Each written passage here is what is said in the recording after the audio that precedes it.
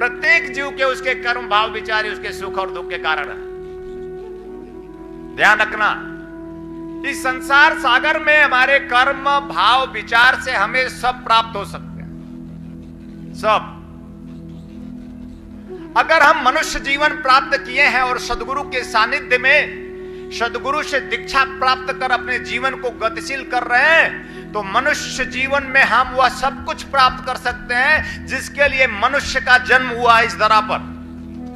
और हमारे ऋषियों ने घोष किया, अंग्रेजी के शब्द तो तुम्हें बहुत याद है, नथिंग इज इम्पॉसिबल, यानी कुछ भी असंभव। जब देखो तब हर एक व्यक्ति कहता है nothing is impossible, nothing impossible, nothing impossible, यानी कुछ भी असंभव नहीं है। लेकिन वो कुछ भी संभव नहीं कर पा रहा है।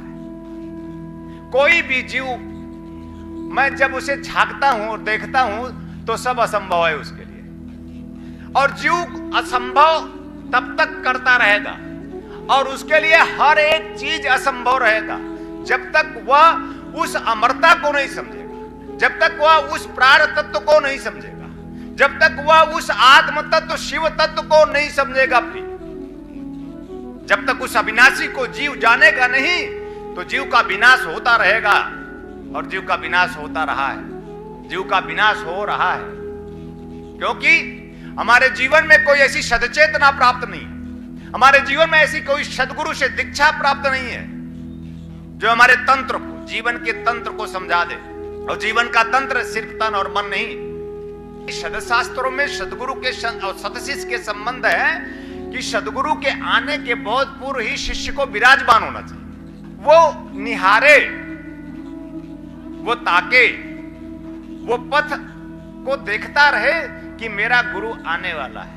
ऐसी भावना शिष्य को जन्म देती है, ऐसी भावना से ही शिष्यता है और ऐसी भावना ही शिष्य को जन्म देती है। शिष्य जन्म लेता है ऐसे प्रेम पूर्ण भावों से। ध्यान रखना, हमारे जीवन का जन्म कब है? सामने बैठा शिष्य सिर्फ गुरु को ताके, बगल में काल खड़ा हो जाए तब भी हम गुरु को ताकते रहेंगे, काल को समय भी नहीं मिलेगा।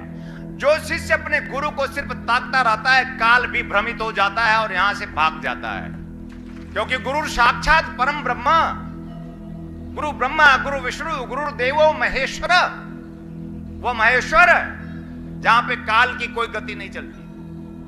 हमने कितनी बार कहा कि गुरु और शिष्य के एक रिश्ते होने चाहिए, और रिश्ता इस बात में है कि हमें कुछ नहीं आता ना, आवानम न जानामि, न जानामि विसर्जनम, पूजाम च न जानामि, क्षमस्व परमेश्वर, मंत्रहीनम क्रियाहीनम भक्तिहीनम सुरेश्वर, यत् पूजितम मया देव परिपूर्णम तदस्तु में।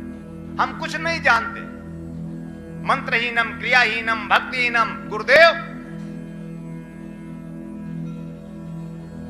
एक ऐसी भावना भी शिष्य के मन में, इसे निरहंकारिता, सहजता, सरलता, प्रेम का प्रादुर्भाव होने का एक क्षण एक ऐसा बल निर्मित करता है शिष्य, जब वो कहता है आवाहनम न जानामि, मंत्रहीनम क्रियाहीनम भक्तिहीनम सुरेश्वर।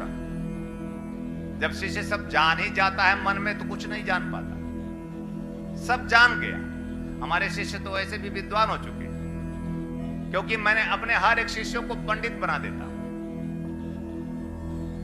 किसी भी जाति का, धर्म का, संप्रदाय का व्यक्ति अगर मुझसे जुड़ेगा तो सिर्फ एक धर्म का परिपालन करते हुए, अपने आप में प्रेम का धर्म परिपालन करते हुए परमात्मा की प्राप्ति करेगा, जहां सारे धर्म जाति संप्रदाय मिट जाते हैं।